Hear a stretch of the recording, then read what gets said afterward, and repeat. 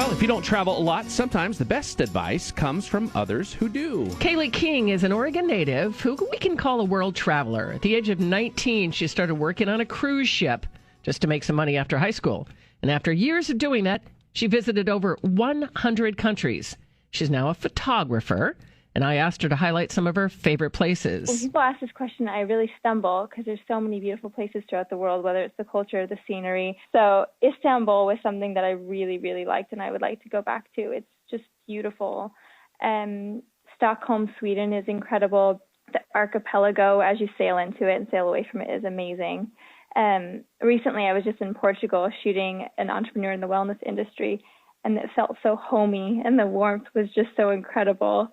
So tell me, the average American heading over there for the first time, what will we see? What can we do? Everyone's very wonderful. I would say the driving's a bit hectic over there, but aside from when the Portuguese are in their cars, it was really, really, really beautiful. It's more slowed down, laid back. It kind of, from my experience, more of that island sort of speed. So people are more focused on being outside and being with their families and the rush, rush, rush.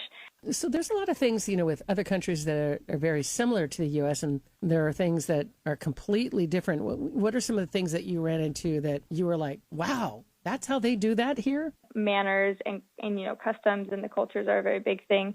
So in some countries, you can't make certain hand gestures. It's offensive, some of the things that we do. So in the UK, if you were to give someone the peace sign but flip your hand around so that the palm is facing you, that actually is the same as an American middle finger. Oh, wow. I didn't know that. I'm glad you told me that. I mean, yeah. I doubt that I'd be giving anyone the finger or the peace sign, but just in case. Yeah, it's really interesting, and there's a bunch of places in Asia where you want to cover up certain parts of your body, and it's different if you're male or female, which is interesting.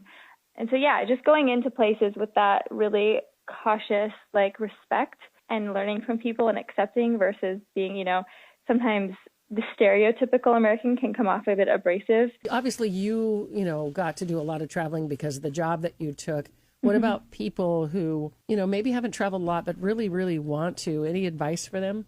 Look into places that truly feel like you have something in common with them, I suppose. So if you've never really traveled but want to get out there, where are your ancestors from? Or where have your friends been? What would they recommend? I mean, I meet a lot of British people in my job, and where I live, obviously, I'm surrounded by British people, and they're like, "Oh, where are you from?" Right away. I say, "Oh, I'm from the States." I say, "Oh, I've been there. I've been to Florida and New York." And that's the only two places they've gone. They're just following kind of what everyone else is doing. So I'd recommend for people who want to travel to really find things they connect with, whether that's a sport and they want to go watch a golf, classic somewhere, or want to tour where Game of Thrones was filmed. It's just quite cool to find places that connect you with something that you're interested in. That's Kayleigh King, Oregon native, and she's been all over the place.